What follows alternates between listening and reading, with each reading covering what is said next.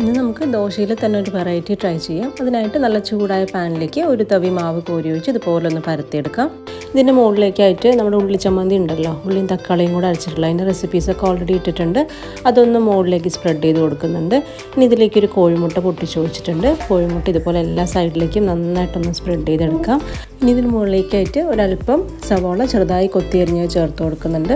അതുപോലെ തന്നെ ക്യാരറ്റും ക്യാബേജും ചെറുതായിട്ടൊന്ന് കൊത്തിയരിഞ്ഞതും ഇതിന് മുകളിലേക്ക് ഇട്ട് കൊടുത്ത് ഒരല്പം മല്ലിയിലയും കൂടെ ചേർത്ത് കൊടുക്കുന്നുണ്ട്. പിന്നെ കുറച്ച് നെയ്യോ ഓയിലോ അതുപോലെ മുകളിലൊന്ന് സ്പ്രെഡ് ചെയ്ത് കൊടുക്കാം. ഇനി ഇതിലേക്ക് നമുക്ക് ചിക്കൻ വേണമെങ്കിലും ചേർത്ത് കൊടുക്കാം. ഒന്ന് ഫ്രൈ ചെയ്തതിന് ശേഷം ഒന്ന് പൊടിച്ചെടുത്താൽ മതി. അതുപോലെ തന്നെ കുറച്ചുകൂടെ സ്പൈസി വേണമെങ്കിൽ ഒരല്പം കുരുമുളക് പൊടിയും കൂടെ ചേർത്ത് കൊടുക്കാം. ഇനി ഒരു സൈഡ് മൊരിഞ്ഞ് വന്നതിന് ശേഷം പതിയെ ഇതുപോലെ ഒന്ന് തിരിച്ചിട്ട് കൊടുത്ത് രണ്ട് സൈഡും നന്നായിട്ടൊന്ന് മൊരിയിച്ചെടുക്കാം. മാക്സിമം ഒരു 1.5 മിനിറ്റ് അല്ലെങ്കിൽ 2 മിനിറ്റ് ഒക്കെ മതിയാവും. അങ്ങനെ നല്ല വെറൈറ്റി ആയിട്ടുള്ള നമ്മുടെ ദോശ റെഡി ആയിട്ടുണ്ട്. അപ്പോൾ വെജിറ്റബിൾസ് ഒക്കെ തന്നെ കഴിക്കാൻ മടിയുള്ള മക്കളുണ്ടെങ്കിൽ തീർച്ചയായും ഈ ഒരു റെസിപ്പി ട്രൈ ചെയ്ത് നോക്കുക. വെജിറ്റബിൾസ് അവരുടെ വയറ്റിലേക്ക് പോവുകയും ചെയ്യും, നല്ല ടേസ്റ്റി ആയിട്ട് കഴിക്കുകയും ചെയ്യും. അതുപോലെ ടിഫിൻ ബോക്സിലും കൊടുത്തു വിടാൻ പറ്റുന്ന നല്ലൊരു റെസിപ്പിയാണ്.